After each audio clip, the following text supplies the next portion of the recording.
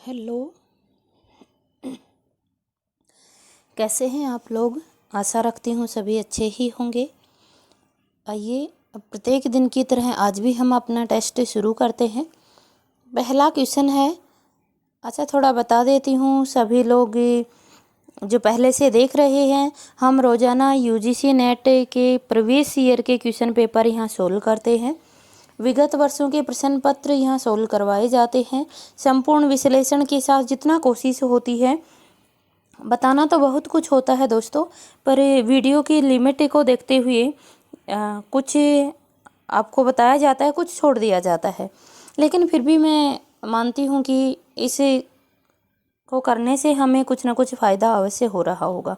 अगर फ़ायदा हो रहा है तो वीडियो शुरू करने से पहले कहती हूँ कि कमेंट करके अवश्य बता दें, क्योंकि आपके कमेंट से मुझे मोटिवेशन मिलता है। वीडियो को लाइक करना भी ना भूलें, वीडियो को लाइक भी अवश्य कर दें। क्वेश्चन करने का तरीका आप सभी को पता ही है कि क्वेश्चन करने का तरीका क्या होगा। स्क्रीन पे आपको क्वेश्चन दिखाई दे रहा है, उसके ऑप्शन दिखाई दे रहे हैं।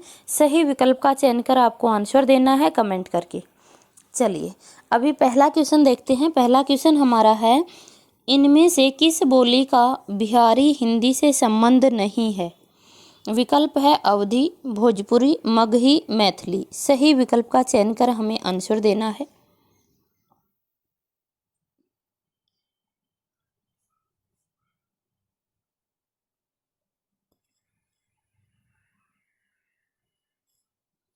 दोस्तों हमारा आंसर क्या हो जाएगा, अवधी। आप सभी जानते हैं जो अवधी है ये आपका बिहारी हिंदी के अंतर्गत नहीं आता। किस में आता है, ये आपका पूर्वी हिंदी के अंतर्गत आता है। अगला क्वेश्चन देखिए। अगला क्वेश्चन है, हिंदी साहित्य का अतीत के लेखक कौन है। विकल्प है विश्वनाथ प्रसाद मिश्र, विश्वनाथ त्रिपाठी, श्याम सुंदर दास, गणपति चंद्र गुप्त। सही विकल्प का चयन कर आंसर दीजिए।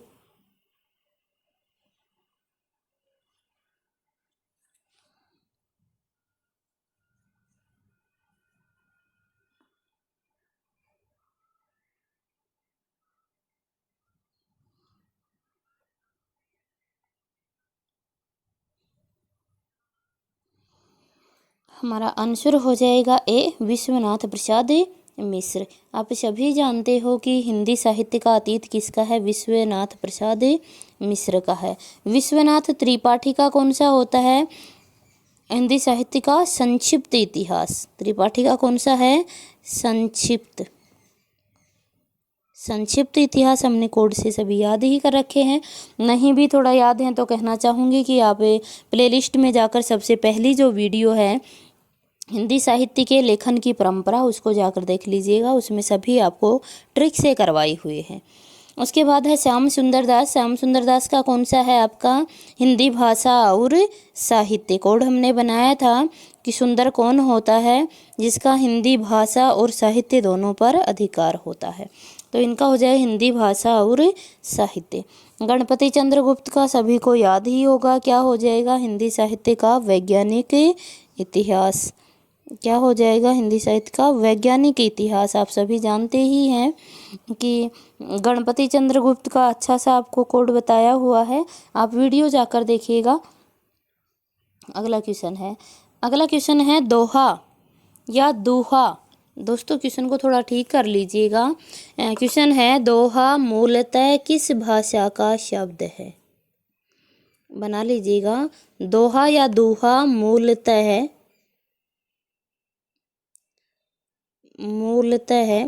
किस भाषा का शब्द है। किस भाषा का शब्द है। विकल्प दिए गए हैं प्राकृत, अपभ्रंश, हिंदी, संस्कृत। दोहा या दोहा मूलतः किस भाषा का शब्द है। सही विकल्प का चयन कर आंसर दीजिए।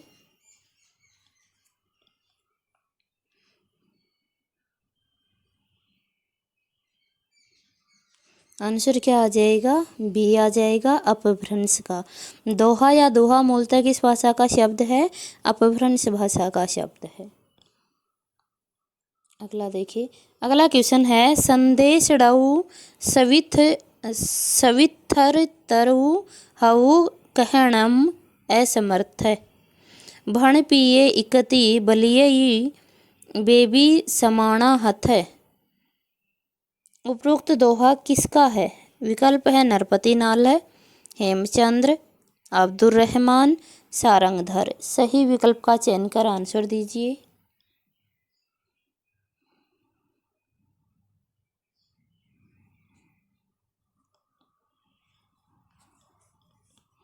सभी ने आंसर चुन ही दिया होगा। आंसर क्या हो जाएगा? सी हो जाएगा, अब्दुल रहमान। ये अब्दुल रहमान है, इनकी एक रचना थी संदेश रसायन रास। क्या थी? संदेश रसायन रास। तो जो संदेश रसायन रास है उसी से ये पंक्तियाँ ली गई है। संदेश डऊ सभी थरऊ हऊ कण में असमर्थ है। तो ये किसकी हैं? आपके अब्दुल रहमान के संदेश रासक से ली गई है। अगला क्वेश्चन है, जो नर दुख में दुख नहीं माने, सुख सने अरु भय नहीं जाके, कंचन माटी जाने। इन काव्य पंक्तियों के रचनाकार हैं। विकल्प है सूरदास, गुरु नानक, कबीरदास, रैदास। सही विकल्प का चयन कर आंसर दीजिए।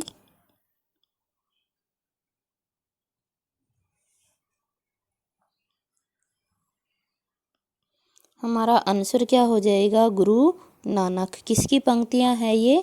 गुरु नानक की है। अगला क्वेश्चन है, निम्नलिखित में से कौन अष्टछाप का कवि है? विकल्प है सूरदास, गुरु नानक, कबीरदास, रैदास। सही विकल्प का चयन कर आंसर दीजिए।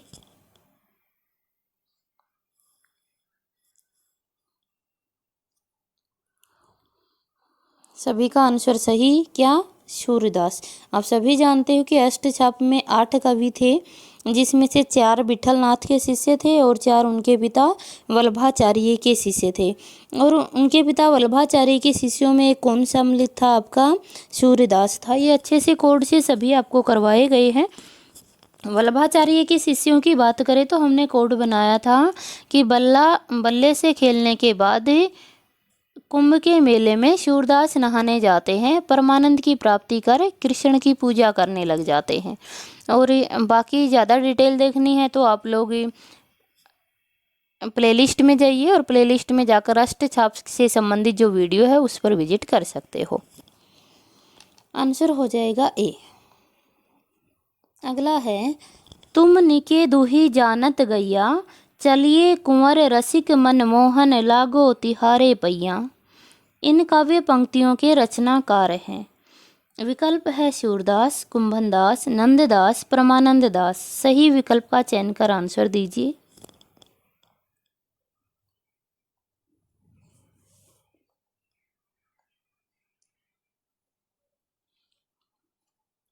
आंसर हो जाएगा बी, कुंभनदास। किसकी पंक्तियां हैं ये? कुंभनदास की पंक्तियां हैं। अगला क्वेश्चन है, निम्नलिखित में से कौन हनुमान चरित्र का रचयिता है? हनुमान चरित्र का रचयिता कौन है? विकल्प है नाभादास, तुलसीदास, अग्रदास, रायमल पांडे। सही विकल्प का चयन कर आंसर दीजिए।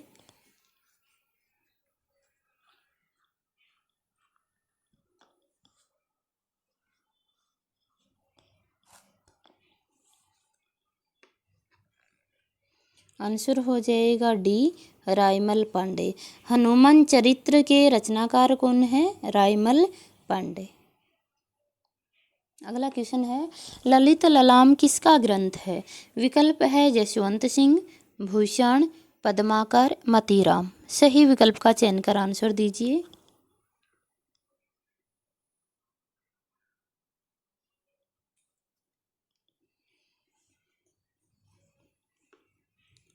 हमारा आंसर हो जाएगा डी, मतीराम। सभी जानते हो आप ललित ललाम किसका है? आपके मतीराम का ग्रंथ है। ललित ललाम कब का है?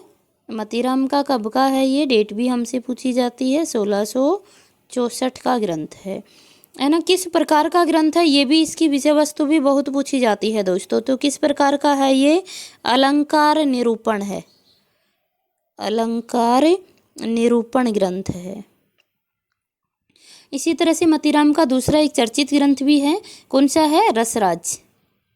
रसराज ये भी बहुत बार हमसे पूछा जाता है। रसराज कब का है? ये 1663 का है रसराज। और ये ललित ललाम कब का है? 64 का है। रसराज में विशेषतः किसका वर्णन है? श्रृंगार रस का वर्णन किया गया है। एक और इनकी आती है अलंकार पंचाशिका। अलंकार पंचाशिका जो अलंकार निरूपण ग्रंथ है वो भी आपका। तो ये सभी मतीराम के हैं, बाकी याद न रहे तो दो तो हमें याद रहे, एक तो ललित ललाम और एक रसराज। ये दोनों बहुत पूछे जाते हैं, इनकी विषय वस्तु भी पूछी जाती है। ध्यान रहे ललित ललाम 1664 का है और ये अलंकार निरूपण ग्रंथ है। और जो रसराज है इसमें श्रृंगार रस का वर्णन किया गया है और ये 1663 का ग्रंथ है। अगला क्वेश्चन देखिए। अगला क्वेश्चन है, डेल सो बनाए आए मेलत सभा के बीच लोगन कवित की बो खेल करी जानो है। दोस्तों ये जो नीचे वाली पंक्ति है ये पंक्ति हमसे बहुत बार पूछी जाती है। ये जो पंक्ति है लोगन कवित की बो खेल करी जानो है, ये बहुत बार पूछी गई है। किसकी पंक्ति है? किसकी है? विकल्प है आलम, बोधा, ठाकुर, द्विजदेव। जल्दी से कमेंट करके आंसर दे दीजिए किन की पंक्तियां हैं।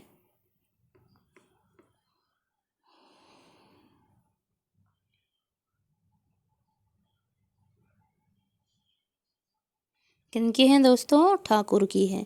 आप सभी जानते हो ये ठाकुर है ना, ये अपनी ही ठुकरार चलाते हैं। तो ये कहते हैं लोगन कवित की वो खेल करी जानी है, कि लोगों ने तो कविता को खेल समझ लिया है ना।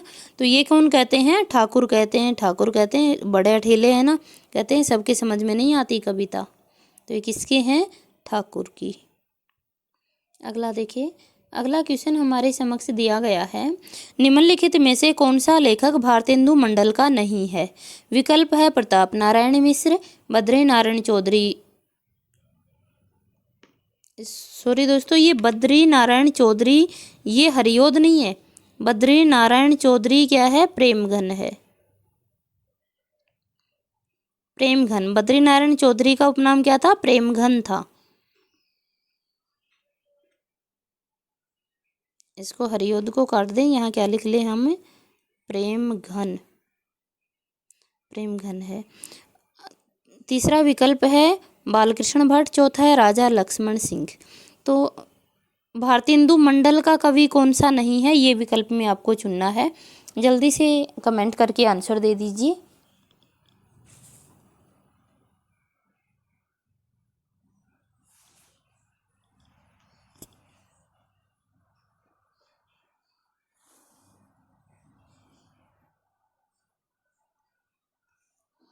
अब सभी जानते हैं आंसर क्या हो जाएगा हमारा? डी हो जाएगा, राजा लक्ष्मण सिंह। बाकी तो सभी भारतेंदु मंडल के कवि हैं, लेकिन राजा लक्ष्मण सिंह है ये भारतेंदु पूर्व का कवि है। राजा लक्ष्मण सिंह भारतेंदु पूर्व का कवि है, भारतेंदु मंडल का कवि नहीं है। भारतेंदु मंडल के कवि मैंने बहुत अच्छे से सिंपल से ट्रिक से आपको करवा रखे हैं।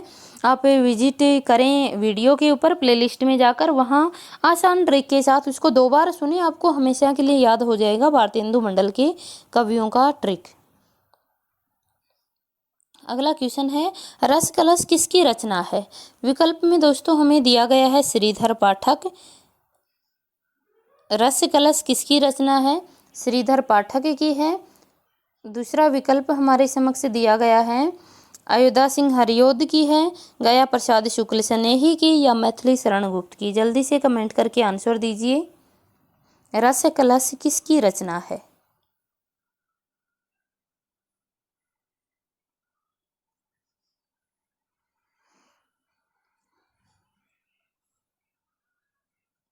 आंसर सभी का आ गया, क्या है? बिफोर बोल सॉरी, किसका हो जाएगा? अयोध्या सिंह उपाध्याय हरियोध का रस कलश हो जाएगा। रस कलश के बारे में आप जानते हो, कब का है रस कलश? आपका 1931 का ग्रंथ है। किस भाषा में है? इसकी भाषा कौन सी है? तो भाषा कौन सी हो जाएगी? ब्रज भाषा हो जाएगी। और ये किस प्रकार का है? आपका एक रीति ग्रंथ है, ये भी ध्यान रख लें, बहुत बार पूछ लिया जाता है। कैसा है? एक रीति ग्रंथ है रस कलश अयोध्या सिंह हरियोध का। अगला क्वेश्चन देखें। अगला क्वेश्चन है, निम्नलिखित पंक्तियाँ किस कवि की हैं? क्या कहा मैं अपना खंडन करता हूँ? ठीक है तो मैं अपना खंडन करता हूँ। मैं विराट हूँ, मैं समूह को समोए हुए हूँ। उपयुक्त पंक्तियाँ किसकी हैं? विकल्प हैं जयशंकर प्रसाद, सुमित्रानंदन पंत, सूर्यकांत त्रिपाठी निराला, रामधारी सिंह दिनकर। सही विकल्प का चयन कर आंसर दीजिए।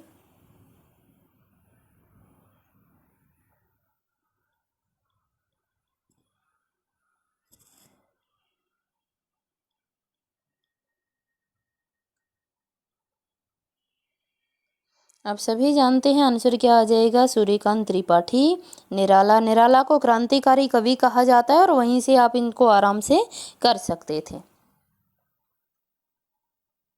अगला क्वेश्चन है, आज मैं अकेला हूँ, अकेले रहा नहीं जाता, जीवन मिला है यह, रतन मिला है यह। उपयुक्त काव्य पंक्तियाँ किस कवि की हैं? विकल्प है त्रिलोचन, केदारनाथ, नागार्जुन, रघुवीर साय। सही विकल्प का चयन कर आंसर दीजिए।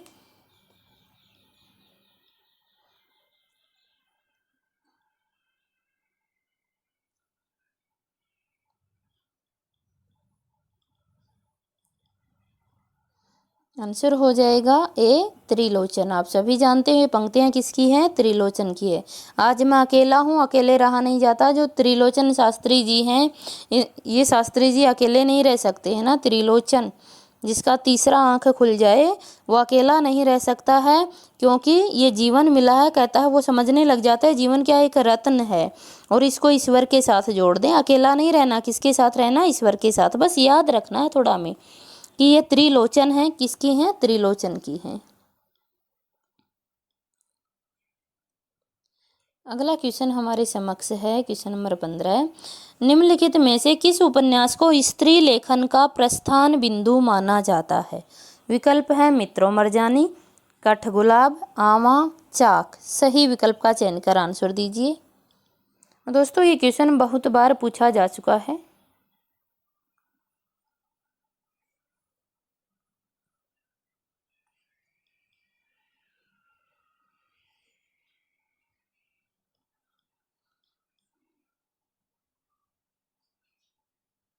आंसर हो जाएगा ए मित्रों मरजानी। जो मित्रों मरजानी है यह आपका स्त्री लेखन का प्रस्थान बिंदु माना जाता है। किसका है मित्रों मरजानी? जल्दी से कमेंट करके बताइए आप लोग, मित्रों मरजानी किसका उपन्यास है? जल्दी से कमेंट करके बता दीजिए किसका उपन्यास है। और ये क्वेश्चन सभी को आना चाहिए, सभी कमेंट करेंगे इस पर कि मित्रों मरजानी किसका उपन्यास है। जो मेरे से कोर्स ले रहा है, पेड क्लासेस ले रहा है, वो तो करेगा ही करेगा। बाकी लोग देख रहे हैं वो भी कमेंट करके आंसर देना है, उनको भी कमेंट करके आंसर देना ही देना है कि मित्रों मरजानी किसका उपन्यास है। दोस्तों अगर ये उपन्यास आपको याद नहीं है तो मानिए मत कि आपने तैयारी की है, क्योंकि एक ऐसा आम उपन्यास है जो आपको याद होना ही होना चाहिए। तो जल्दी से कमेंट करके आंसर दीजिए, फिर ही आगे क्वेश्चन करते हैं। और हाँ, आज कहती नहीं हूँ लेकिन आज वीडियो के बीच में भी कहना पड़ रहा है कि जिसने लाइक नहीं किया है वीडियो को लाइक कर दीजिए। दोस्तों आप लाइक करने में बहुत कंजूसी करते हैं, इतने लोग देख रहे होते हैं और लाइक 13-14 ही आते हैं। क्यों? या तो आपको पढ़ाने का तरीका अच्छा नहीं लग रहा, या फिर ये कहें कि पेपर सोल्व करवाते समय कोई कमी रह रही है। दोस्तों अगर ऐसा है तो भी आप सादर आमंत्रित हैं, आप कमेंट करके मुझे बताइए कि क्या प्रॉब्लम आपको लग रही है, क्यों आप वीडियो को लाइक नहीं कर रहे हैं। और जल्दी से कमेंट करके बताओ मित्रों मरजानी किसका है।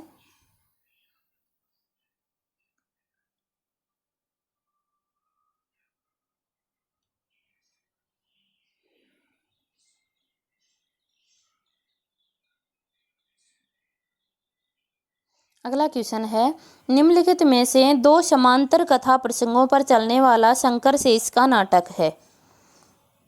विकल्प है कोमल गंधार, पोस्टर, एक और द्रोणाचार्य, अरे मायावी सरोवर। सही विकल्प का चयन कर आंसर दीजिए।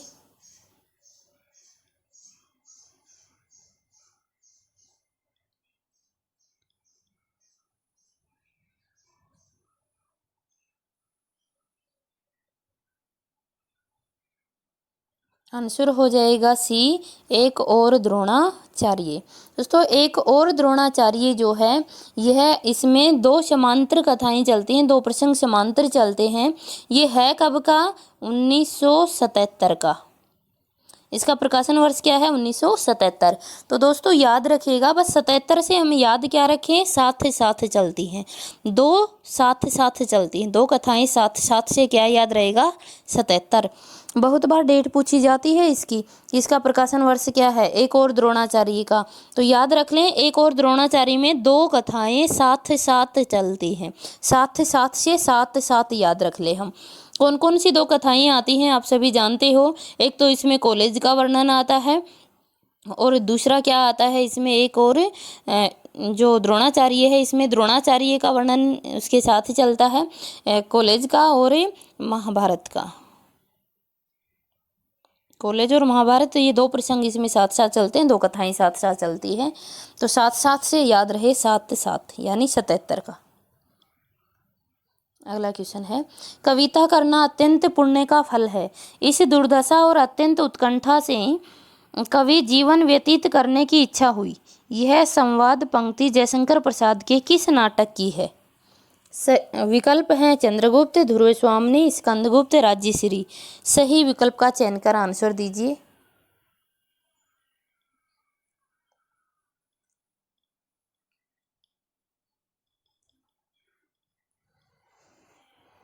आंसर हो जाएगा सी, स्कंदगुप्त। ये स्कंदगुप्त नाटक से ली गई है।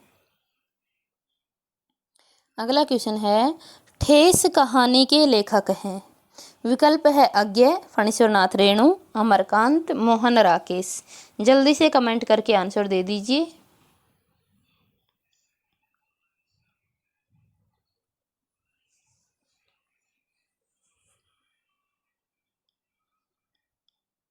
आंसर हो जाएगा हमारा बी, फणीश्वरनाथ रेणु। सभी जानते हो ठेस कहानी किसकी है? फणीश्वरनाथ रेणु की।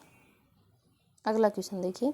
अगला क्वेश्चन है, निम्नलिखित में से महावीर प्रसाद द्विवेदी का कथन कौन सा है? विकल्प है भाषा संसार का नाद में चित्र है, ध्वनि में स्वरूप है। विकल्प 2 है मनुष्यों की मुक्ति की तरह कविता की भी मुक्ति होती है। 3 है कवित्व को आत्मा की अनुभूति कहते हैं। और चौथा है अर्थ सौरंभ ही कविता का प्राण है। सही विकल्प का चयन कर आंसर दीजिए।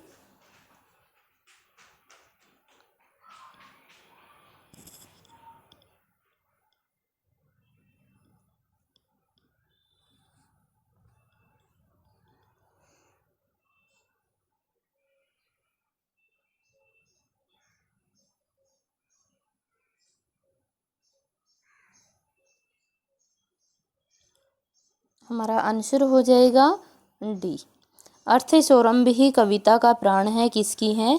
महावीर प्रसाद द्विवेदी का कथन है। भाषा संसार का नाद में चित्र है, ध्वनि में स्वरूप है। ये किसकी है? आचार्य रामचंद्र शुक्ल की। मनुष्य की मुक्ति की तरह कविता की भी मुक्ति होती है। किसकी है? निराला जी की। बहुत बार पूछी जाती है, निराला की। कवित्व को आत्मा की अनुभूति कहते हैं। कौन? जयशंकर प्रसाद। ये जयशंकर प्रसाद की हैं। और डी आंसर हो जाएगा किसकी है? एम ए द्विवेदी की। अगला क्वेश्चन देखिए। अगला क्वेश्चन है, निम्नलिखित में से कौन सी कृति आई रिचर्ड्स की नहीं है? विकल्प है principles of literary criticism, the philosophy of rhetoric, culture and anarchy, interpretation in teaching. सही विकल्प का चयन कर आंसर दीजिए।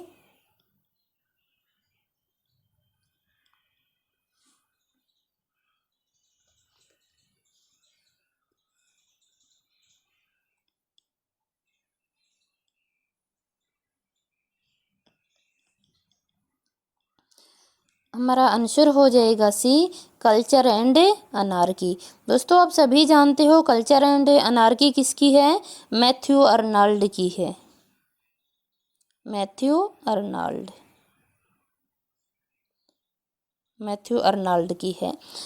और बहुत अच्छे से आपको याद करवाई हुई हैं। फिर भी अगर याद नहीं आ रही हैं तो आप वीडियो पे विजिट करके देख सकते हो। ये रिचर्ड्स की वीडियो आपको मिलेगी और रिचर्ड्स की जो संपूर्ण रचनाएं हैं उनको कोड से बहुत अच्छे से मैंने करवा रखा है। रिचर्ड्स को हमने धनवान व्यक्ति बनाया था और धनवान व्यक्ति की सारी रचनाएं एक सिंपल कोड के साथ आपको करवाई हुई हैं। तो आप लोग वीडियो पर जाकर इसे अवश्य देख लें। अगला क्वेश्चन है, रचना काल की दृष्टि से निम्नलिखित कृतियों का सही अनुक्रम है। विकल्प है दोहा-कोश, श्रावकाचार, संदेश राशक, कीर्तिलता। सही विकल्प का चयन कर आंसर दीजिए।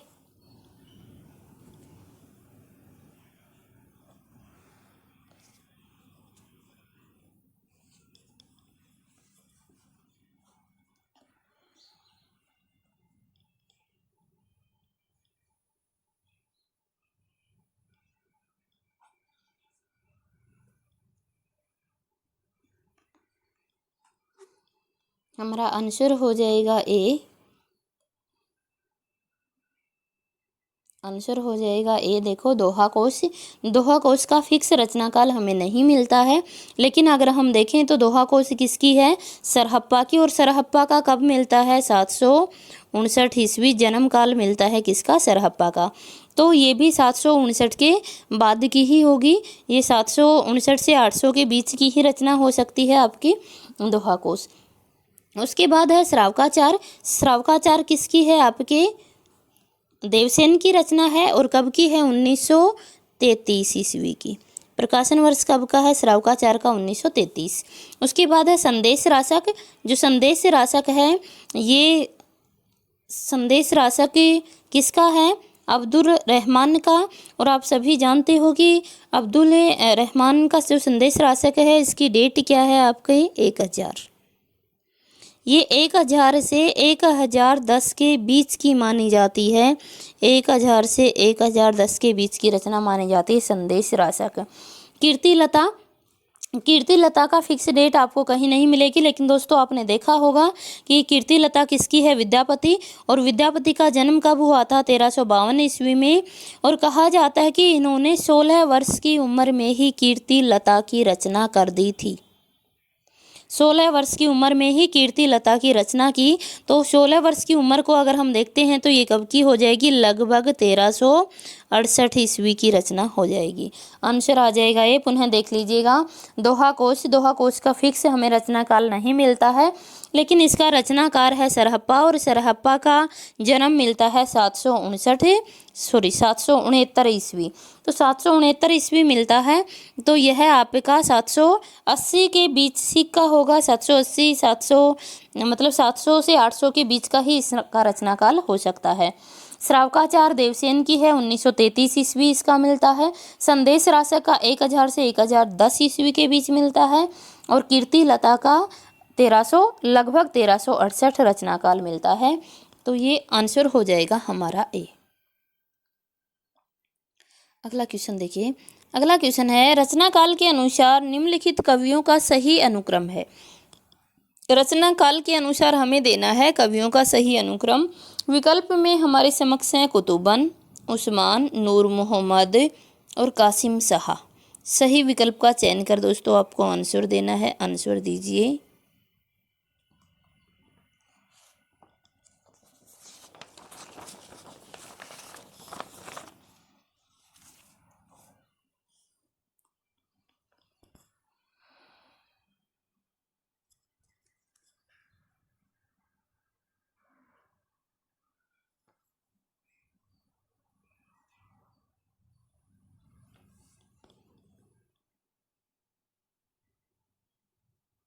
हमारा आंसर हो जाएगा कौन सा? सी, कुतुबन। थोड़ा जूम कर देती हूँ इसको, देखिए।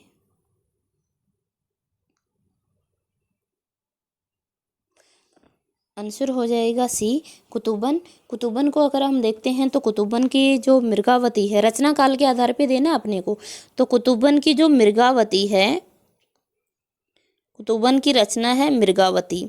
और मृगावती कब की है आपकी? 1501 भी मिलती है और 1503 भी हमें मिलती है। 1501 और 1503। दूसरी है उस्मान, कवि उस्मान है। उस्मान की कौन सी है? चित्रावली। और उस्मान की जो चित्रावली है, पहली है देखो मृगावती, यहाँ लिख देती हूँ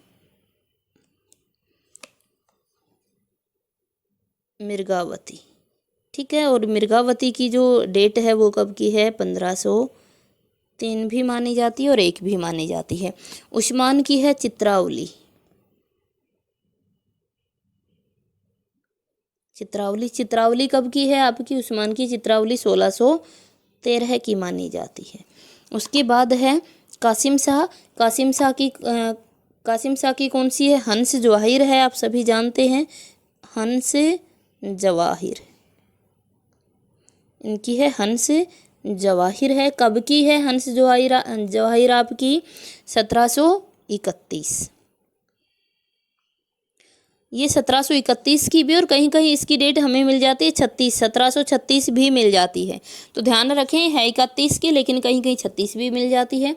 उसके बाद बचे नूर मोहम्मद, और नूर मोहम्मद की आप सभी जानते हैं कौन सी है? अनुराग बानसुरी। और अनुराग बानसुरी की डेट क्या है? 1764 है, 1764।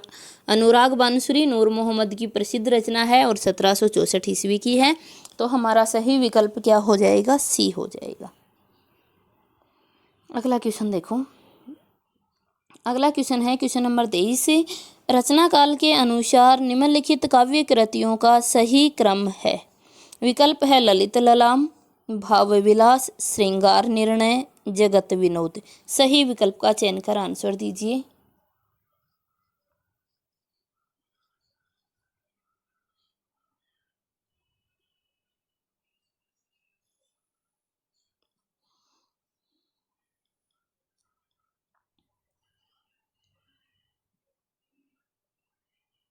सही आंसर हो जाएगा ए। ललित ललाम किसकी है? अभी आई थी पीछे, मतीराम की। कब की है? 1664 की।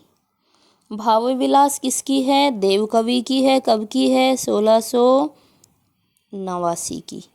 श्रृंगार निर्णय किसकी है? भिखारी दास की है। कि कब की है? 1750 ईस्वी की है।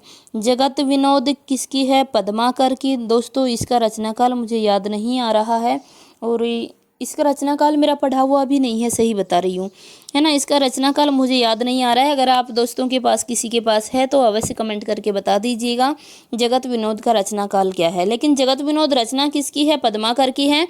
और यह देखने को मिलता है कि जो पद्माकर थे उन्होंने 9 वर्ष की आयु में ही अपने रचनाएं करना आरंभ कर दिया था। और वो जयपुर नरेश जगत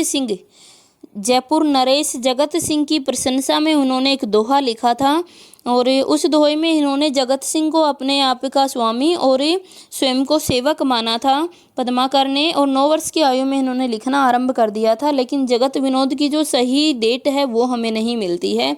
इसका रचनाकाल क्या है किसका? ये आपका पद्माकर का है।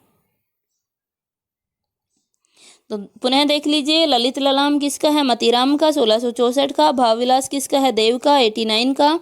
श्रृंगार निर्णय किसका है? भिखारी का। अच्छे से याद आ होगा, भिखारी का इतना आसान कोड बनाया था हमने, बहुत आसान कोड से हमने इसको याद किया था। और जगत विनोद किसका है? पद्माकर का है। इसका रचनाकाल मुझे नहीं मिला और याद भी नहीं है, और शायद मैंने कहीं पढ़ा भी नहीं है इसका रचनाकाल। दोस्तों सच्चाई तो यही है, जगत विनोद का रचनाकाल मैंने कहीं नहीं पढ़ा हुआ है, नहीं तो दिमाग में आ जाता, याद आ जाता। तो दोस्तों वही कहना चाहती हूँ, यदि आपके पास में है जगत विनोद की तो अवश्य कमेंट करके बताइए। अगला क्वेश्चन है, जन्म काल के अनुसार निम्नलिखित कथाकारों का सही अनुक्रम है। विकल्प है जैनेन्द्र, भगवती चरण वर्मा, अमृतलाल नागर, हजारी प्रसाद द्विवेदी। सही विकल्प का चयन कर आपको आंसर देना है।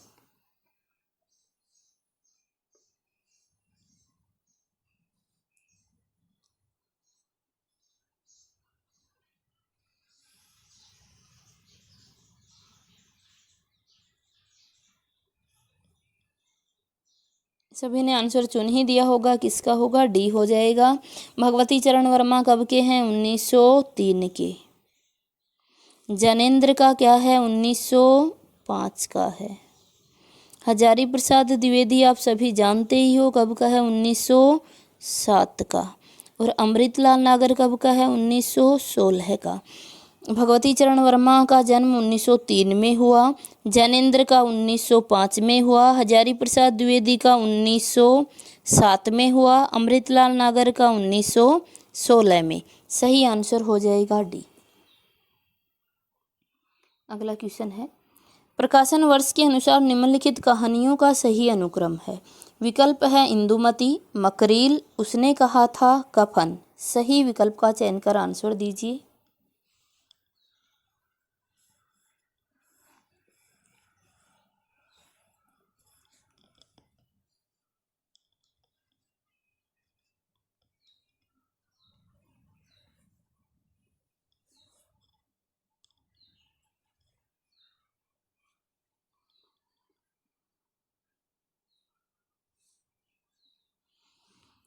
सभी का आंसर सही आना चाहिए। आंसर क्या हो जाएगा दोस्तों हमारा B4 बोल।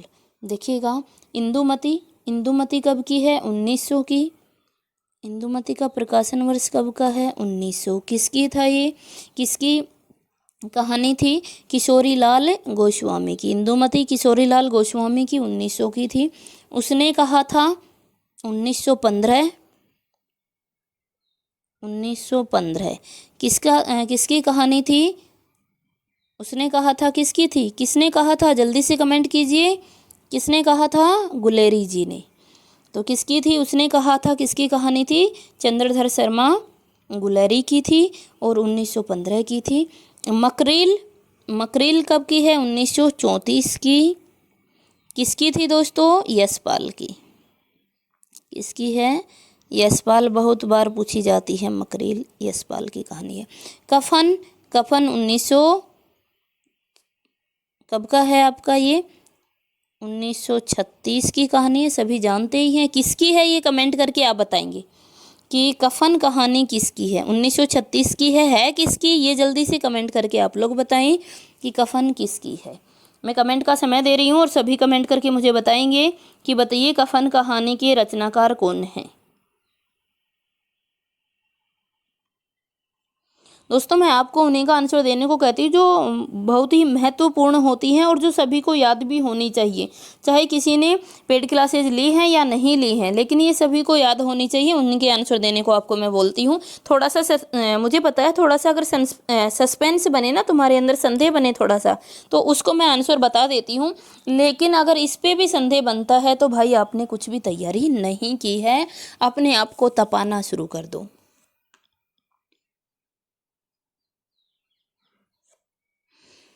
अगला क्वेश्चन है, प्रकाशन वर्ष के अनुसार निम्नलिखित पत्रिकाओं का सही अनुक्रम है। विकल्प है नया ज्ञानोदय, ध्यान दीजिए, ज्ञानोदय नहीं है, नया ज्ञानोदय है, सारिका, आजकल, समकालीन भारतीय साहित्य। सही विकल्प का चयन कर आंसर दीजिए।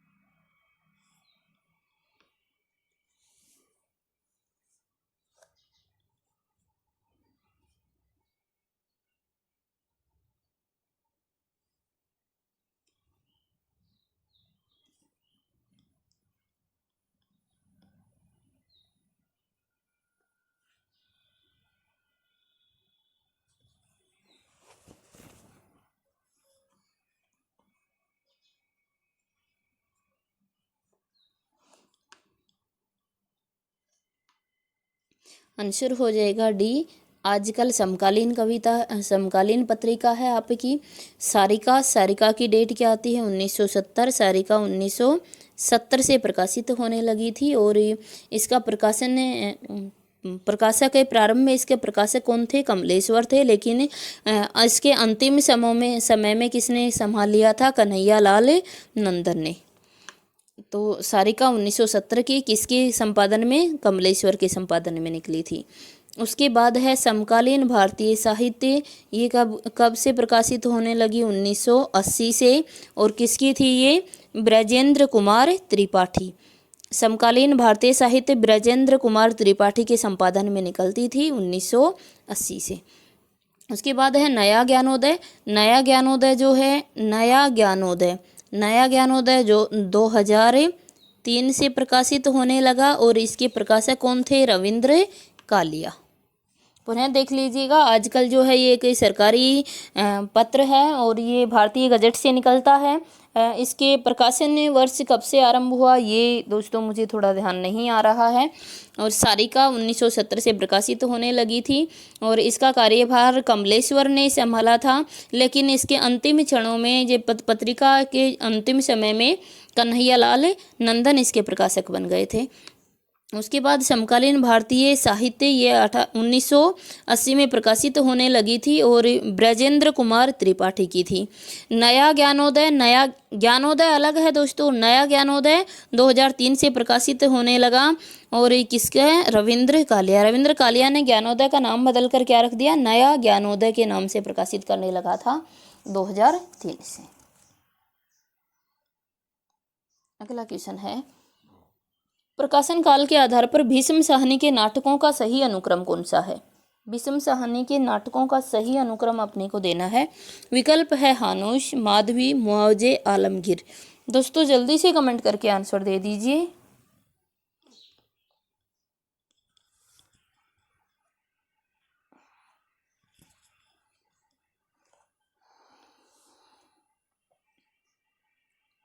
आंसर सभी का सही आना चाहिए। क्या हो जाएगा? ए हानुश कब का है? 1977 का। यहाँ लिख देती हूँ। हानुश है पहला, कब का है? 1977। उसके बाद माधवी 1985, मुआवजे 1993, आलमगीर 99। आलमगीर का कब का है? 99 का है। आलमगीर कब का है आपका? 99 का है। मुआवजे कब का था आपका? 93 का था। और माधवी कब का है? 85 का। और अगर डेट भी याद नहीं है तब भी आपको पता है कि अच्छे से कमेंट ये कोड से हमने बहुत अच्छे से याद कर रखे हैं, ट्रिक से, एक भी गलत नहीं होगा। वैसे हमें डेट भी याद रखनी चाहिए, लेकिन कई बार क्या होता है डेट हमें पेपर के समय पर याद नहीं आती हैं, तो इसके लिए मैंने आपको सभी को ट्रिक बना रखी हैं प्रत्येक की, और ट्रिक के माध्यम से आपको अच्छे से समझा रखा है। चलिए अगला क्वेश्चन है, प्रकाशन काल की दृष्टि से महिला नाटककारों के नाटकों का सही अनुक्रम है। विकल्प है बिना दीवारों का घर, जो राम रचि राखा, ठहरा हुआ पानी, नेपथ्य राग। जल्दी से कमेंट कर आंसर दीजिए।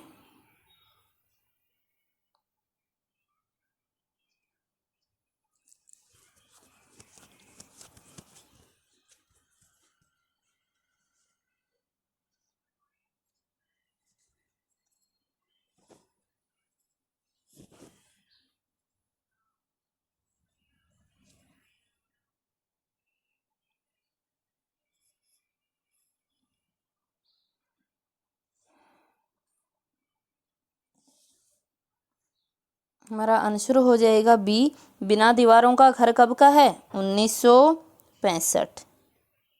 बिना दीवारों का घर 1965 का था, है ना। किसका था? मनु भंडारी का नाटक था आपका। ठहरा हुआ पानी 1975। पानी कब का था? 75 का याद किया था हमने। ठहरा हुआ पानी 1975 किसका था? शांति मल्होत्रा का। किसका है आपका? शांति का है, ठीक है। और जो राम रचि राखा ये कब का है? 81 का। किसका है? मृणाल पांडे का। और नेपथ्य राग मीराकांत का है, कब का है? 2004 का। 2004 नेपथ्य राग किसका है? 2004 का मीराकांत का नाटक है। पुनः देख लीजिएगा। बिना दीवारों का घर मनु भंडारी का है, कब का है? 1965। ठहरा हुआ पानी शांति मल्होत्रा का है, 1975 का। जो राम रचि राखा 1981 मृणाल पांडे का। अच्छे से याद किया था हमने कि मरते समय तो कहता है कि होगा वही जो राम रचि राखा। हमारे करने से कुछ नहीं होगा, वही जो राम रच राखा। कब है?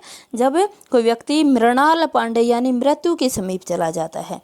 तो हमें याद है 81 का मृणाल पांडे का है। और नेपथ्य राग किसका है? मीराकांत का। कब का? 2004 का। सही आंसर हो जाएगा बी। अगला क्वेश्चन, निम्नलिखित प्रकाशन वर्ष के आधार पर निम्नलिखित रचनाओं का सही अनुक्रम होगा। तो हमारे समक्ष विकल्प दिए गए हैं। संपत्ति शास्त्र, साहित्य आलोचन, संस्कृति के 4 अध्याय और मध्यकालीन बौद्ध का स्वरूप। जल्दी से कमेंट कर आंसर दीजिए।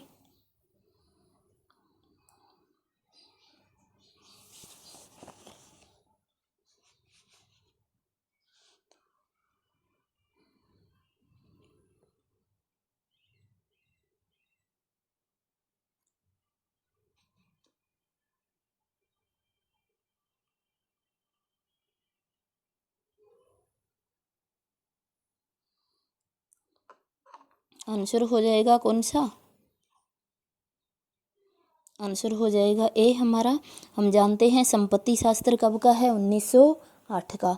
और हमने याद भी किया था अच्छे से कि 8 संपत्ति कितने लोगों में बांट देता है ना? एम द्विवेदी।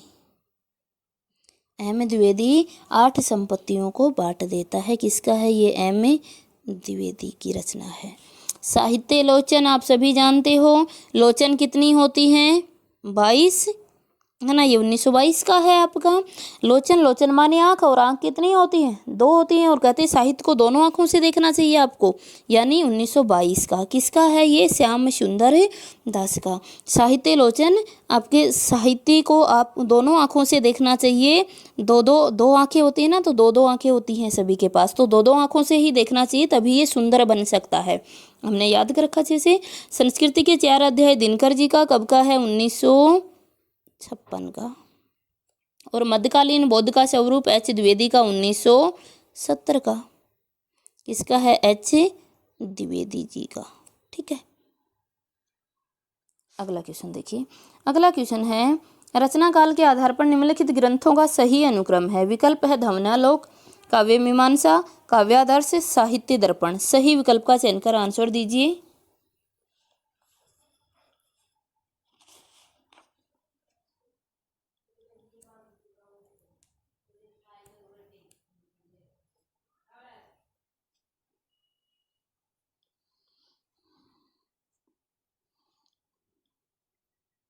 आंसर हो जाएगा हमारा बी, काव्यादर्श। काव्यादर्श दोस्तों किसका था आपका? दंडी का। उसी के आधार पे लगा दीजिएगा। ध्वन्यालोक किसका है? आनंदवर्धन का। काव्य मीमांसा किसका है आपका? राजशेखर। और साहित्य दर्पण किसका है? विश्वनाथ का।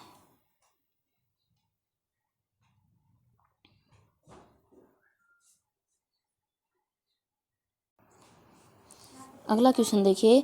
निम्नलिखित रचनाओं को उनके रचनाकारों के साथ सुमेलित कीजिए। सूची 1 और सूची 2 आपके समक्ष दी गई हैं। आपको सही मिलान करके नीचे जो कोड दिया गया है उसमें से आंसर चुनना है।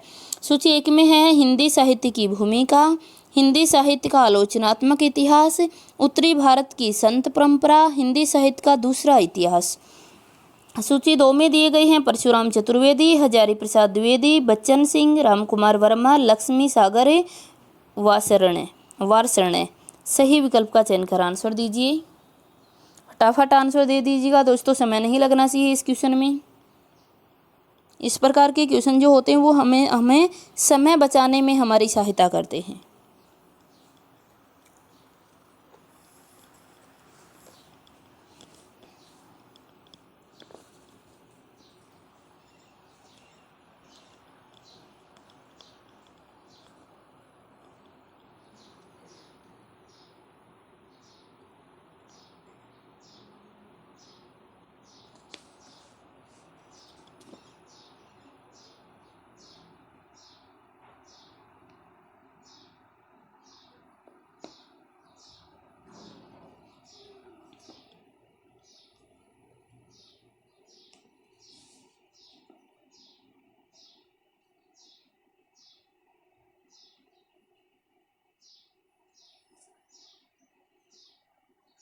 जी दोस्तों, आपके मस्तिष्क में आ रहा होगा मैम कोई भी कोड जो है वो सही नहीं बन रहा है। चलिए, हम कुछ समय के लिए कोड को भूल जाते हैं। कोड सही कोई भी नहीं बन रहा है, ये यूजीसी के द्वारा गलत दे दिया गया था। चलिए, अब हम देखते हैं कि क्वेश्चन को हम मैच करते हैं कि क्वेश्चन जो है वो कैसे मिलता है। देखिए, हिंदी साहित्य की भूमिका किसकी थी? एच द्विवेदी की। आप सभी जानते हैं हिंदी साहित्य की भूमिका ग्रंथ किसका था आपका? हजारी प्रसाद द्विवेदी का था। हिंदी साहित्य का आलोचनात्मक इतिहास किसका था? रामकुमार वर्मा जी का था, हमें पता है। हिंदी साहित्य का आलोचनात्मक इतिहास राम कुमार वर्मा का था। उत्तरी भारत की संत परंपरा, इसको छोड़ते हैं। हिंदी साहित्य का दूसरा इतिहास किसका था, आपको पता है किसका था, ये बच्चन सिंह का था। अब देख लीजिएगा एक बार कोड में कि अगर ऐसा कोई मैच करता है कि 2 के अंदर कहीं 4 दिया हुआ हो, तो देखो 2 के अंदर 4 कहीं भी नहीं दिया गया है हमें, है ना। और डी के अंदर अगर हम देखें कि डी है दूसरा इतिहास बच्चन सिंह का, तो ये भी कहीं नहीं दिया गया है कि डी के अंदर 3 दिया गया हो। तो विकल्प कहीं भी हमारे सही नहीं है, इसलिए इस क्वेश्चन को बोनस मार्क सभी को दे दिया गया था। अगला क्वेश्चन देखिए। अगला क्वेश्चन है, निम्नलिखित संप्रदायों को उनके प्रवर्तकों के साथ सुमेलित कीजिए। विकल्प हमारे समक्ष दिए गए हैं। सूची 1 में है श्री संप्रदाय, रुद्र संप्रदाय, सनकादि संप्रदाय, राधावल्लभी संप्रदाय। सूची 2 में है रामानुजाचार्य, माधवाचार्य, विष्णु स्वामी और निबकाचार्य और श्री हित हरि जी। सही विकल्प का चयन कर आपको आंसर देना है।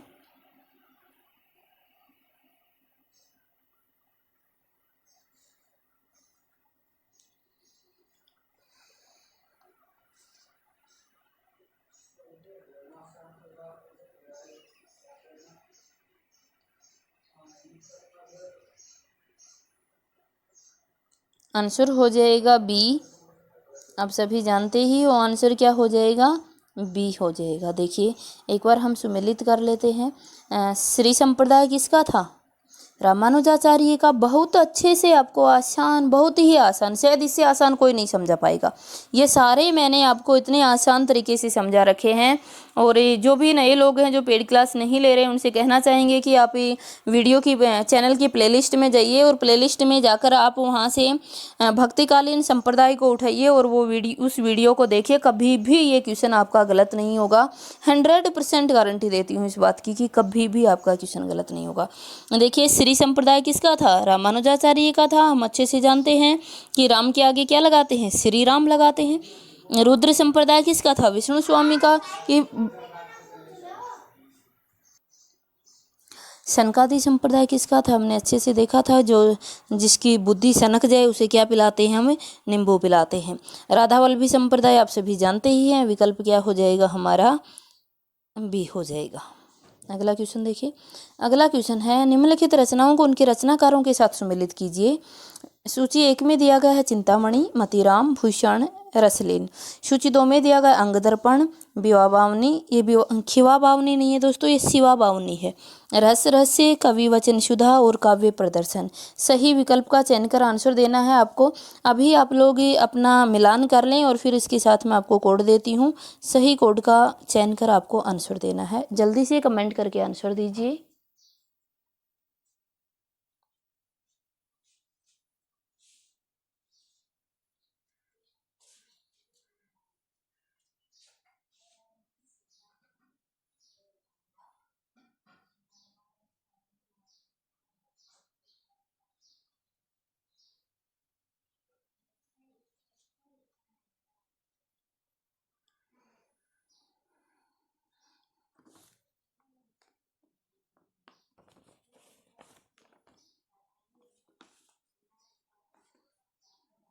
सभी का सही हो गया। आंसर क्या हो जाएगा हमारा, डी हो जाएगा।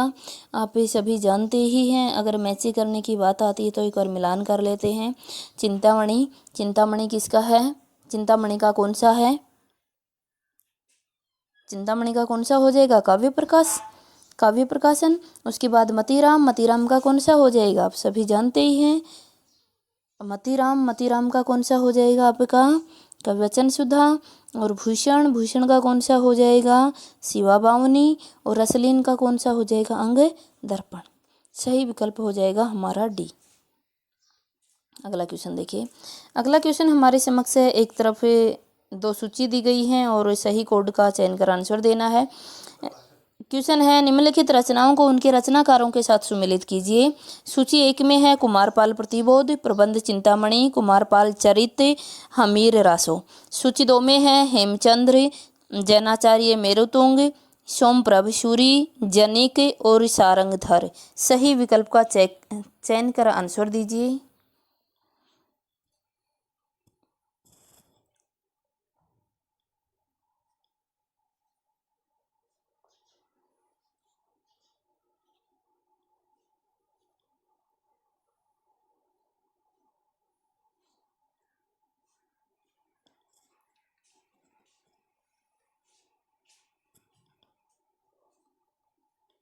दोस्तों ये क्वेश्चन हमारा टाइम बचाने वाला क्वेश्चन था। आंसर क्या हो जाएगा? ए हो जाएगा। आप सभी जानते हो किसी का भी आंसर गलत नहीं होना चाहिए था, आंसर ए होगा। अगला क्वेश्चन है, निम्नलिखित संपादकों को उनकी पत्रिकाओं के साथ सम्मिलित कीजिए। सूची एक में है भारतेंदु हरिश्चंद्र, प्रेमचंद, महावीर प्रसाद द्विवेदी और अज्ञे। सूची दो में है सरस्वती, संगम, प्रतीक, कवि वचन सुधा और हंस। सही विकल्प का चयन कर आंसर दीजिए।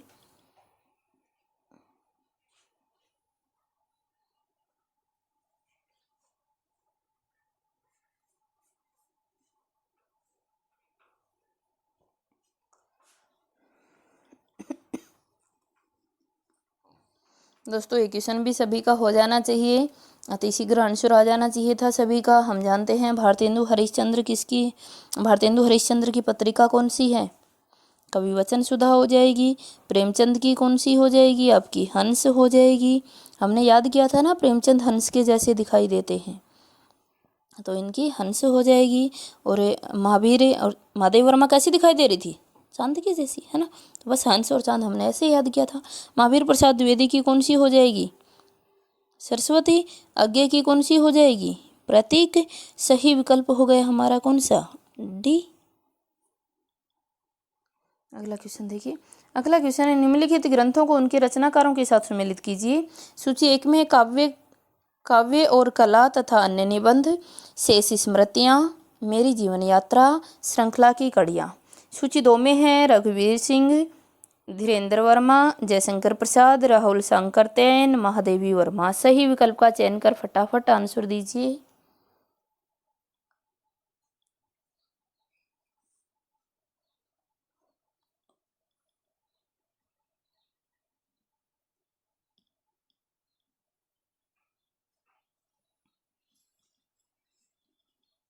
आंसर क्या हो जाएगा? सी हो जाएगा। सभी ने दे दिया होगा। काव्य कला तथा अन्य निबंध किसके हैं आपके? आंसर दोस्तों सी है। किसका हो जाएगा आपका? जयशंकर प्रसाद का। शेष स्मृतियाँ किसकी हैं? रघुवीर सिंह की, रघुवीर साहब की। उसके बाद है मेरी जीवन यात्रा किसकी हो जाएंगी? राहुल सांकरत्यायन की। श्रृंखला की कड़ियाँ सभी जानते ही हैं आप। श्रृंखला की कड़ियाँ किसकी हो जाएंगी? आपकी महादेवी वर्मा जी की। अगला क्वेश्चन है, कुछ पंक्तियाँ दी गई हैं और पंक्तियों को उनके कवियों के साथ सुमेलित करना है आपको। ये कुछ पंक्तियाँ हमारे समक्ष दी गई हैं। देखिए पहली पंक्ति है, कर्म का भोग, भोग का कर्म, यह जड़ का चेतन आनंद। दूसरी है, होगी जय हे पुरुषोत्तम नवीन, यह महाशक्ति राम के वदन में हुई लीन। तीसरी है, मौन भी अभिव्यंजना है, जितना तुम्हारा सच है उतना ही कहो। चौथी है, परम अभिव्यक्ति लगातार घूमती है जग में, बात नहीं जाने कहाँ वह है। सूची दो में दिया गया, निराला, मुक्तिबोध, जयशंकर प्रसाद, अज्ञे, धूमिल। जल्दी से अपना मिलान कर लीजिए, फिर आपको कोड देते हैं।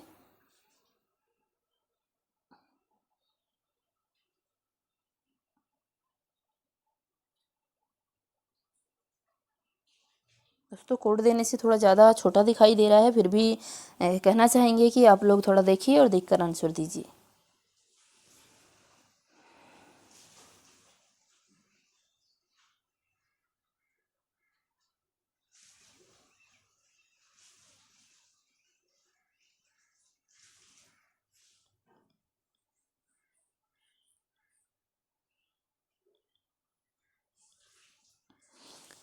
सभी ने मिलान कर ही दिया होगा। आंसर क्या हो जाएगा हमारा? बी हो जाएगा। आंसर बी हो जाएगा। देखिए एक बार पुनः दोहरा देती हूँ, इसको थोड़ा सा बड़ा कर देती हूँ। पंक्तियाँ देखें हम और उसके बाद में कवि देखें। देखिए पहली है, कर्म का भोग, भोग का कर्म, यह जड़ का चेतन आनंद, किसकी हो जाएंगी? आपकी जयशंकर प्रसाद की। उसके बाद है, होगी जय हे पुरुषोत्तम नवीन, समझ ही गए होंगे किसकी है? निराला जी की है। मौन भी अभिव्यंजना है, किसकी है? अज्ञे जी की। अज्ञानी व्यक्ति कहते हैं ऐसा ना, अज्ञे जी की है। कविता है जितना तुम्हारा सच उससे ली गई, ये सभी जानते हैं। नेक्स्ट है परम अभिव्यक्ति लगातार घूमती है जग में, पात नहीं जाने कहाँ वह है, किसकी हो जाएंगी आपके? मुक्ति, बोध की मुक्ति पाने के लिए इधर उधर घूमता रहता है, वही कह रहा है बस जाने कहाँ वह है, तो ये ढूंढ रहा है मुक्ति पाने के लिए, बस याद करने के लिए कह रही हूँ। इस तरह से हमें ये याद रह जाएंगी। आंसर क्या हो जाएगा हमारा? बी हो जाएगा। अगला क्वेश्चन देखिए, अगला क्वेश्चन हमारे समक्ष दिया गया है, निम्नलिखित पात्रों को उनके नाटकों के साथ सम्मिलित कीजिए। सूची 1 में है पर्णदत्त, हेरूप, उकाक, गलब। सूची 2 में है सूर्य की अंतिम किरण से सूर्य की पहली किरण तक, स्कंदगुप्त, माधवी, कलंकी और नरसिंह कथा। सही विकल्प का चयन कर आंसर देना है, जल्दी से आंसर दीजिए।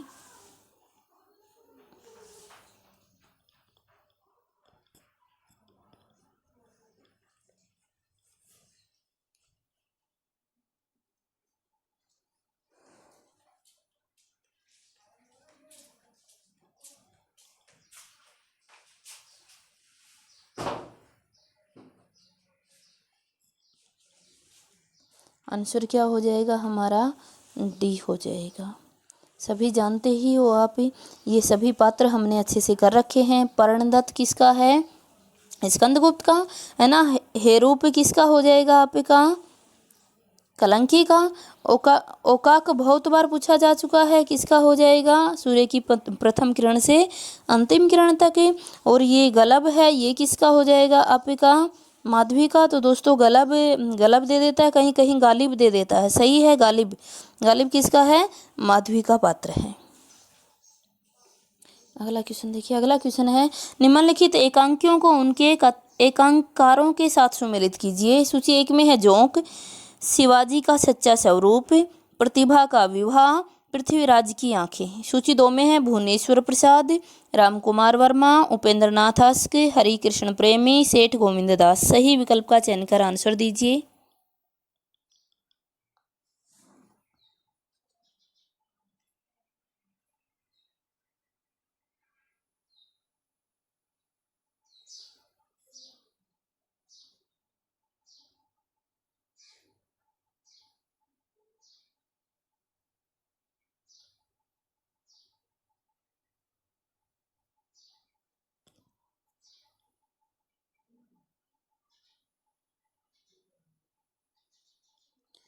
सभी ने आंसर चुन ही दिया। आंसर क्या होगा? ए हो जाएगा। हम सभी जानते हैं कि जोंक किसकी थी?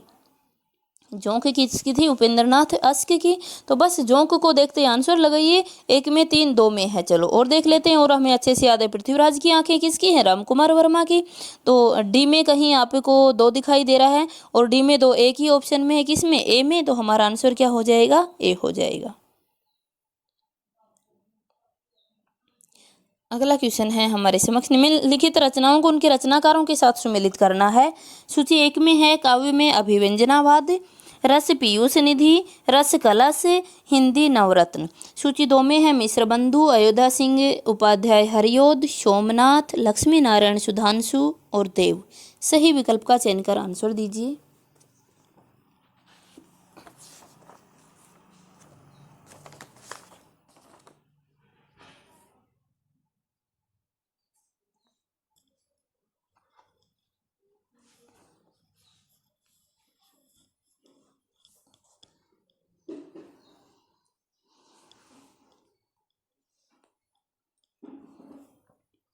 आंसर हो जाएगा सी। देखिए, काव्य में अभिव्यंजनावाद किसका है? आप सभी जानते हो किसका हो जाएगा आपका? सोमनाथ का। रस पीयूष निधि किसका है? लक्ष्मी नारायण सुधांशु का। रस कलश किसका हो जाएगा? हरियोध का। हिंदी नवरत्न किसका हो जाएगा? मिश्र बंधु का। आंसर हो जाएगा सी। अगला क्वेश्चन देखिए, अगला क्वेश्चन है, आगे हमारे समक्ष दिए जा रहे हैं कथन और निष्कर्ष। कथन निष्कर्ष में कथन है, 2 विरोधी मूल्यों के बीच भटकना और उससे उत्पन्न तनाव को झेलना ही आधुनिकता की एकमात्र पहचान है। तर्क दिया गया, इसलिए आधुनिक नाटककार मोहन राकेश के नाटकों में व्यक्त स्वातंत्र्य और चयन की आज़ादी को महत्व मिला है। सही विकल्प का चयन कर आंसर दीजिए।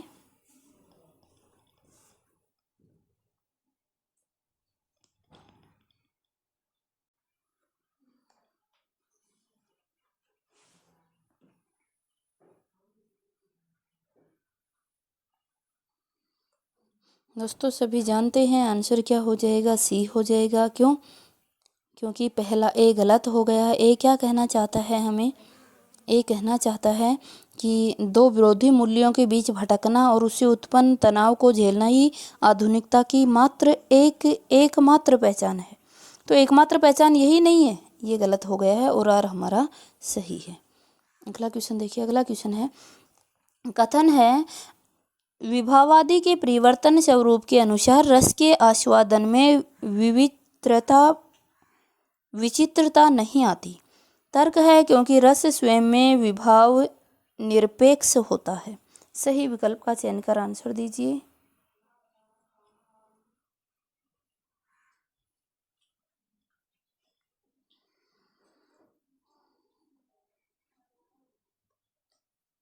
आंसर आ जाएगा ए। सभी जानते हो कि दोनों ही गलत हैं, कि रस जो है वो विभाव निरपेक्ष कभी भी नहीं होता है, कि रस जो है वो विभाव के सापेक्ष होता है। आप जानते हो रस के जो अवयव होते हैं या अंग होते हैं उसमें विभाव भी एक अंग होता है, विभाव कारण होता है।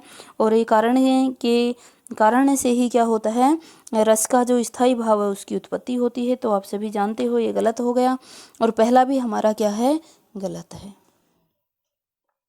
अगला क्वेश्चन है, कथन है प्रतिभा के विस्फोट के लिए रसावशेष की आवश्यकता है किंतु सारे रसिक कवि नहीं बनते।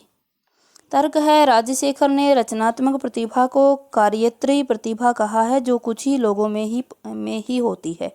सही विकल्प का चयन कर आंसर दीजिए।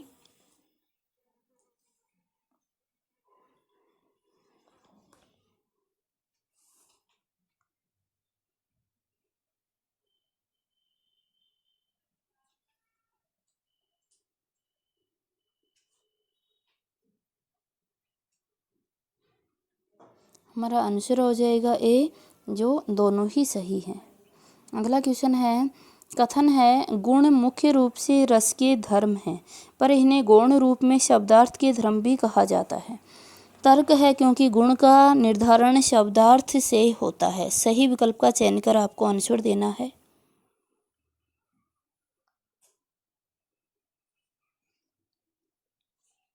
दोस्तों आंसर क्या आ जाएगा, सी आ जाएगा।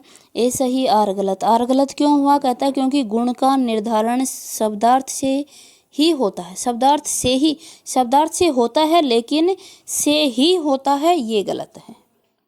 आंसर आ गया हमारा सी। अगला क्वेश्चन है, अभिकथन है कामायनी को रूपक काव्य भी कहा जाता है।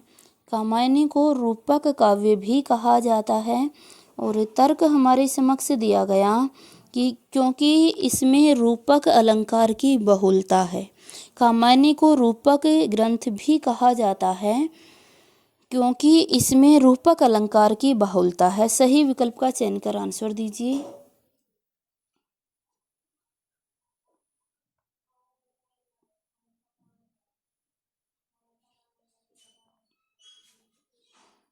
आंसर हो जाएगा बी, ए सही, आर गलत। ये सही है कि जो कामायनी है उसे रूपक ग्रंथ, रूपक काव्य कहा जाता है, लेकिन इसलिए नहीं कहा जाता कि उसमें रूपक अलंकार की बहुलता है। तो ये हमारा गलत हो गया। ए सही, आर गलत हो जाएगा। आगे दोस्तों आपके समक्ष एक पैराग्राफ दिया गया है। आप इस पैराग्राफ को पढ़िए और पढ़कर फिर हम इसके क्वेश्चन करते हैं।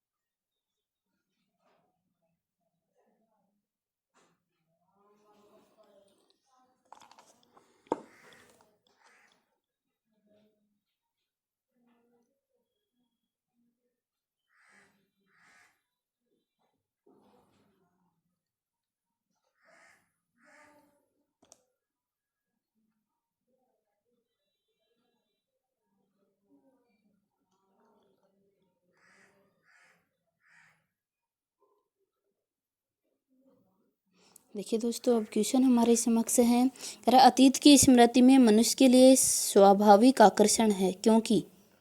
सही विकल्प का चयन कर आंसर दीजिए।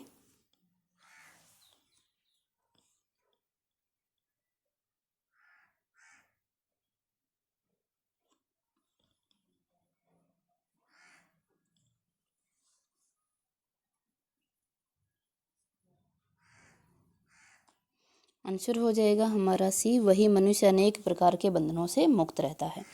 अगला क्वेश्चन है, वर्तमान हमें अंधा बनाए रखता है, इसका भाव क्या है? सही विकल्प का चयन कर आंसर दीजिए।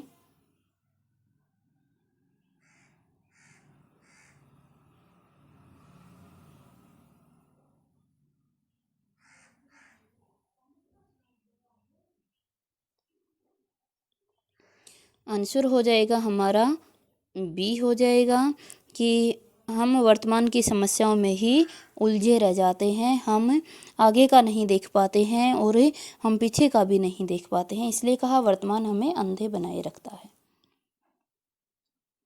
अगला क्वेश्चन हमारे समक्ष है, अशांति किसका परिणाम है? सही विकल्प का चयन कर आंसर दीजिए।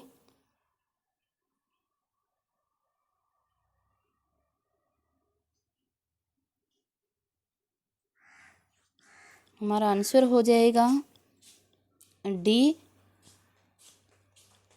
आंसर हो जाएगा डी, अतीत की विस्मृति का। यदि हमने अतीत को विस्मृत कर दिया तो अशांति, हमें अशांति हाथ लगती है। ये अच्छे से बताया गया है इस पैराग्राफ के अंतर्गत। अगला क्वेश्चन है, केवल अर्थ की क्रीड़ा निष्ठुर है क्योंकि। सही विकल्प का चयन कर आंसर दीजिए।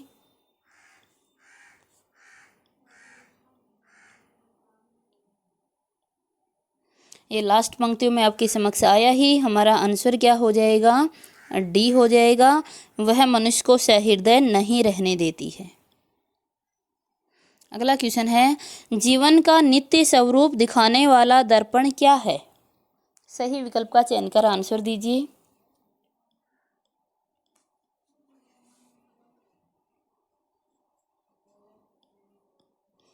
आप सभी जानते हैं आंसर क्या हो जाएगा? अतीत की स्मृति। ये दोस्तों हमारे 50 क्वेश्चन का एक सेट था जो हमने लगाया। जल्दी से कमेंट कर अपने आंसर शेयर कीजिए कि कितने क्वेश्चन हमारे सही हुए हैं। दोस्तों ये सभी जो प्रवेश ईयर के क्वेश्चन पेपर हैं, विगत वर्षों के प्रश्न पत्र हैं, इनसे हमें हमारे स्कोर का पता होता है, हम किस स्कोर तक पहुंच रहे हैं, और साथ साथ ये भी पता होता है कि हमारा कौन सा पक्ष कमज़ोर है। तो दोस्तों उसी पक्ष को उसी हिसाब से आप हैंडल कीजिए, उसको याद कीजिए, रटिए, कोड से याद कीजिए, कैसे भी कीजिए, लेकिन इतना कीजिए कि हमारा JRF निकल जाए। और निकलेगा, अगर हम दृढ़ संकल्पी हो जाएंगे तो अवश्य निकलेगा। जल्दी से अपना स्कोर शेयर कीजिए। और दोस्तों अगर ये वीडियो आपको पसंद आती है, अगर मेरा प्रयास अच्छा लगता है तो कहना चाहूँगी अपने दोस्तों के साथ भी शेयर कर दीजिए। दोस्तों इतनी मेहनत करके मैं आपके लिए लेके आती हूँ। आप सभी जानते हो कि अगर देखने वाले बहुत अच्छे से होते हैं तो पढ़ाने वाले का भी जो है वो, आप जानते हैं ना, कई बार सुनते हैं, लर्निंग शब्द सुना होगा आपने, कि लर्निंग, एक जो लर्नर होता है और एक जो अधिगम करता होता है और कराता, इन दोनों के बीच में जब एक आई कांटेक्ट अच्छा बन जाता है ना, तो लर्निंग बहुत इफेक्टिव हो जाता है, अधिगम बहुत इफेक्टिव हो जाता है। दोस्तों बस ऐसा ही यहाँ पे है कि यदि व्यूअर्स अच्छे होते हैं ना तो हमारा भी मन आगे की ओर बढ़ जाता है। एक उत्साह के साथ वीडियो लेकर आते हैं, बनाते हैं। आज मेरी तबीयत ये कहें कि नासाज थी, लेकिन फिर भी मैं वीडियो लेकर आई कि आप लोग इंतज़ार करोगे कि मैम आज टेस्ट क्यों नहीं आया। मुझे पता है सभी लोग इसी समय निकाल के टेस्ट के लिए बैठते हैं और अपना संपूर्ण ध्यान टेस्ट पर करते हैं। ये बताता है आपका वीडियो को लाइक नहीं करना, कि लाइक करना तो हम भूल ही जाते हैं, है ना, और हम पूरा ध्यान अपना क्वेश्चन सोल्व करने पे दे देते हैं। देना भी चाहिए दोस्तों, लाइक वाइक ये तो सब बाद की बातें होती हैं, लेकिन हमारा ध्यान पूरा टेस्ट पर ही होना चाहिए और हमारा एक भी क्वेश्चन गलत नहीं होना चाहिए। जल्दी से अपना स्कोर मेरे साथ शेयर कर दीजिएगा। धन्यवाद।